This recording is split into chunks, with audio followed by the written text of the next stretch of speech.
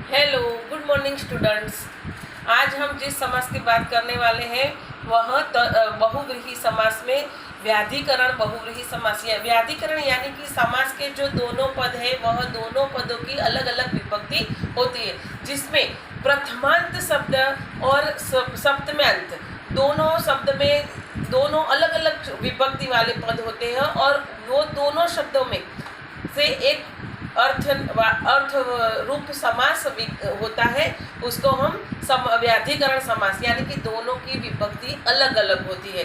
जैसे हम यहाँ देखते हैं चक्रम पाणो यस्य सह चक्रपाणी, तो यह चक्रम शब्द है।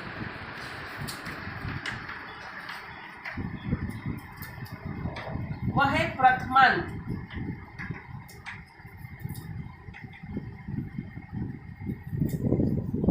प्रथमांत शब्द, और यह है पाणी जो शब्द है उसका सप्तमी विभक्ति का रूप है, सप्तमी एक वचन।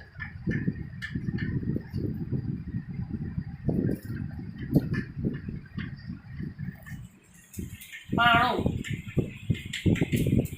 देखो यह है प्रथमांत शब्द और यह है सप्तमी एक वचन। पाणी जो शब्द है उसका सप्तमी एक वचन का रूप है पाणो।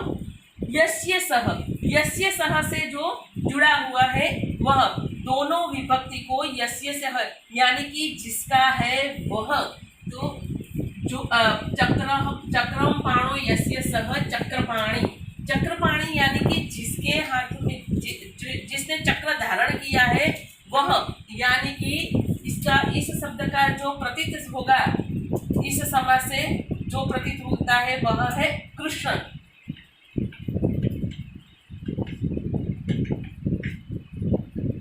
यहाँ हम देखते हैं तो चक्र यानी चक्रपाणी, यह चक्रम पाणो यस्य सह चक्रपाणी, यस्य सह प्रथमांत पद का सप्त्यांत पद के साथ यस्य सह यानी कि जिसका है वह अर्थ में यह व्याधिकरण बहुव्रीहि समास होता है।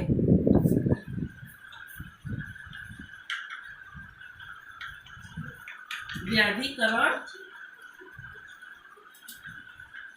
बहुव्रीहि समास यानी कि जो हमारा प्रथमांत पद का सप्तम्यांत पद के साथ यस्य सह जिसका है वह अर्थ में समास होता है, तो वह व्याधिकरण समास कहलाता है। जैसे हमने यहाँ उदाहरण लिखा है चक्रम पाणो यस्य सह चक्रपाणी, यानी कि चक्र है हाथ में जिसके वह, यानी कि श्री कृष्ण भगवान का यहाँ संबोधित होता है। वैसे ही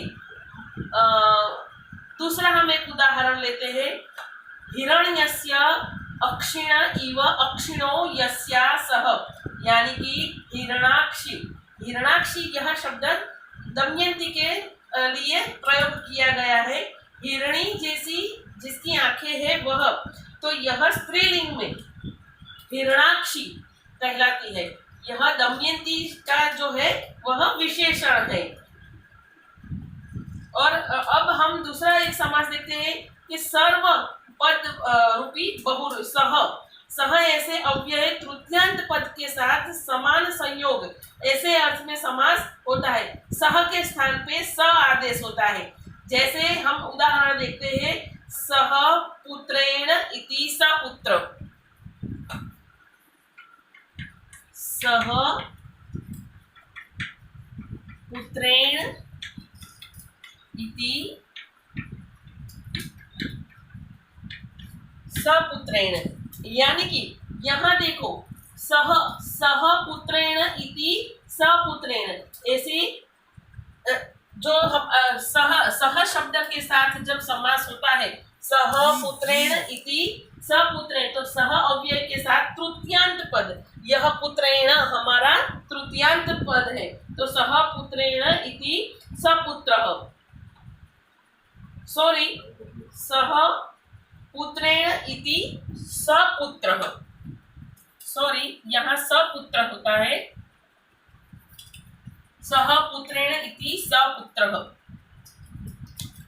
तो अब हम आगे का सूत्र है वह देखेंगे। हमारा सूत्र जो है वह है अपपूर्णी प्रमाणयोः, यानी कि अप जो अव्यय है वह उसके साथ जो होता है उसके साथ पूर्णार्थ प्रत्यांत जो स्त्रीलिंग तद्यंत बहुव्रीहि से प्रमाणीभूत शब्दांत बहुव्रीहि से समासांत अप प्रत्यय होता है। जैसे कि एकस्य पूर्णः प्रथम, द्वयो पूर्णो द्वितीय, त्रयाणाम पूर्णः तृतीय। वैसे ही संख्यावाचक शब्दों के साथ तद्धित पूर्ण अर्थक प्रत्यय होकर जैसे हिंदी में एक से पहला, दो से दूसरा, तीन से तीसरा आदि रूप से प्रयुक्त होता है, वैसे ही इसी तरह संस्कृत में भी पूर्ण प्रत्ययार्थ यानी कि प्रथमः, द्वितीयः, तृतीयः, चतुर्थः आदि शब्द बनते हैं। ऐसे शब्दों के साथ में समास होने पर पूर्वद भाव से भाव न होकर समासांत अप प्रत्यय इस सूत्र के द्वारा किया जाता है। जैसे हमने यहाँ एक उदाहरण लिया है, कल्याणी पंचमा रात्रयः। रात्रयः यानी कि जिन रातों में पांचवी रात कल्याणदायिनी है ऐसी सभी रातें, यानी कि यहाँ सभी जो रातें हैं कल्याणी इसकी बात की गई है। यहाँ हमने हमारा जो सूत्र है अनेकम अन्य पदार्थ है जो हमने पहले बहुव्रीहि समास में देखा था, इससे समास होकर सुप का लुक यानी कि कल्याणी पंचमी यह समास स्त्रीलिंग में होता है। और इसके अलावा स्त्री प्रमाण दूसरा हमारा होगा स्त्री प्रमाण, यानी कि स्त्री जिसके लिए प्रमाण हो वह स्त्री प्रमाण, यानी कि स्त्री जिसके लिए प्रमाण है वह स्त्री प्रमाणी यस्य सह, यानी कि यह शब्द का जब हम विग्रह करते हैं तो उसका जो प्रतीत होता है वह है पुरुष, यानी कि स्त्री जिसके लिए प्रमाण हो वह यानी कि पुरुष। यह हमारा स्त्री प्रमाण शब्द यानी कि पुरुष शब्द यहाँ सिद्ध होता है। इसके आगे का जो हमारा सूत्र है वह है बहुव्रीहो सप्त क्वान सड़ चह, यानी कि दीर्घ। वह उदाहरण हम लिखेंगे। हमारा जो अब सूत्र है वह है बहुव्रीहो सत्य क्षणों स्वा अंकद सचह, यानी कि स्वावाची सक्थि या अक्षी। यहाँ दो शब्द है सक्थ और अक्षण हो, यहाँ संधि हुई है जैसे कि शक्ति और अक्षण अक्षी शब्द जिसके अंत में हो ऐसे बहुव्रीहि समास से समासांत सच प्रत्यय होता है। यह सच प्रत्यय, तो सच प्रत्यय यहाँ होता है। तो सच प्रत्यय होने से सकार का प्रत्ययांत से और चकार का हलंत्यम से इत संज्ञा होते जाने से यहाँ लोप होता है, अमात्र शेष बच जाता है। जैसे हमारा यहाँ एक उदाहरण लिखा है दीर्घ शक्तः, यानी कि दीर्घ उरुओं वाला पुरुष। दीर्घ शक्तः शब्द का अर्थ होता है दीर्घ उरुओं वाला पुरुष। तो यहाँ होता है दीर्घे शक्तिनी स्तः यस्य, यह विग्रह होता है पुरुष के लिए, तो यह यस्य पुरुषस्य, यानी दीर्घ सक्त यानी कि दीर्घ जो पुरु हो वाला है वह पुरुष। दीर्घे शक्तिनी स्तः यस्य, तो यह कौन होता है पुरुषस्य। वैसे ही जो दूसरा हमने उदाहरण लिखा है जलजे इव अक्षिणी यस्याः जलाक्षी, यानी कि यहाँ जलजे, जलजे शब्द का अर्थ होता है जल के अंदर जो उत्पन्न होता है वह, यानी कि कमल। जलजे शब्द का अर्थ होता है जल के अंदर जो उत्पन्न हुआ है वह, यानी कि यहाँ अर्थ होगा कमल। अक्षिणी यानी कि आंखों वाली।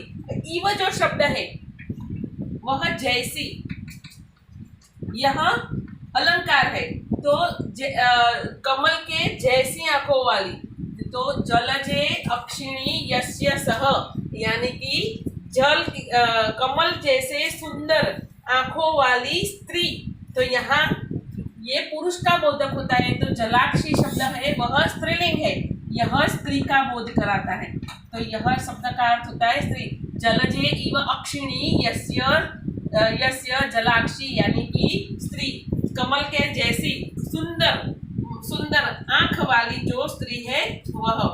तो हमारा द्वित्रिभ्यासः मूर्धन्यम यानी कि बहुव्रीहि समास में द्वि और त्रि शब्दों से परे यदि मूर्धन्य शब्द आता हो जिसके समासांत श प्रत्ययात होता है, शकार का इत संज्ञक और अकार बचता है, जैसे द्विमूर्धः यानी कि दो सिर वाला पुरुष,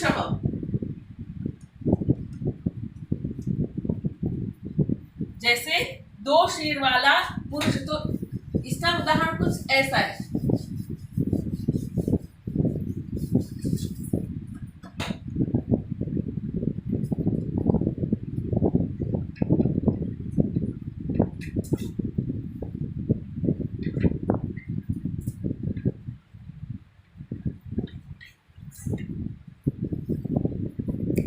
बहुव्रीहि समास में द्वि, त्रि और आदि शब्द से परे है, मूर्धन्य शब्द होता है, तो यह उसमें समासांत श प्रत्यय होता है।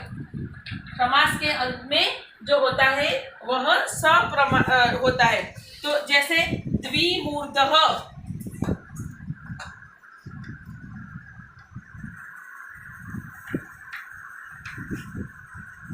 द्विमूर्धः शब्द है,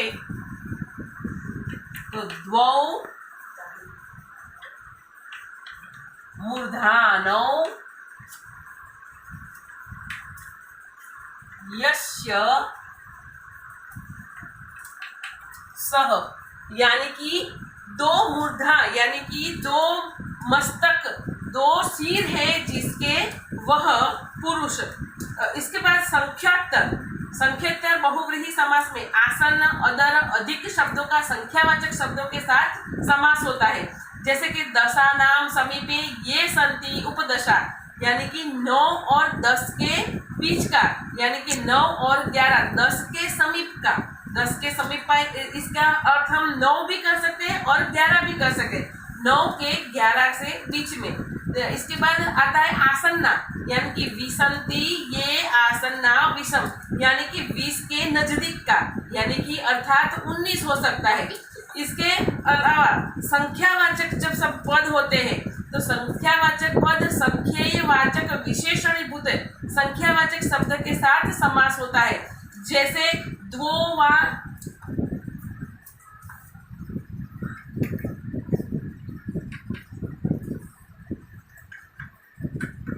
त्रयः वा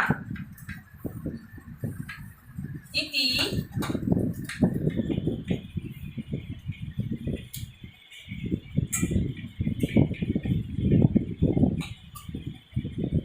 यहाँ हमने लिखा है द्वौ वा त्रयः वा इति द्वित्रा, वैसे ही पंच वा षट् वा इति पंचशो पंचशाः, द्वौ वा त्रयः वा इति द्विधा यानी कि 2 या 3 ऐसे होता है। पंच वा षट् वा यानी कि पंच हो या षष्ठ हो।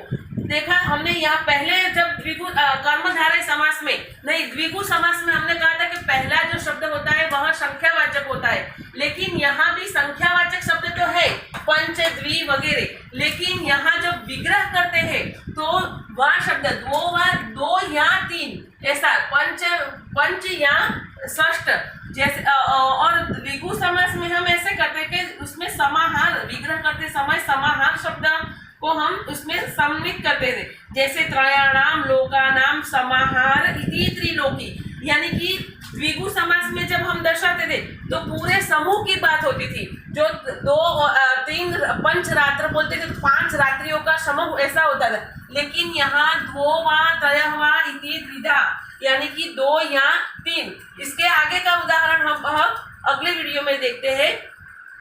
Thank you.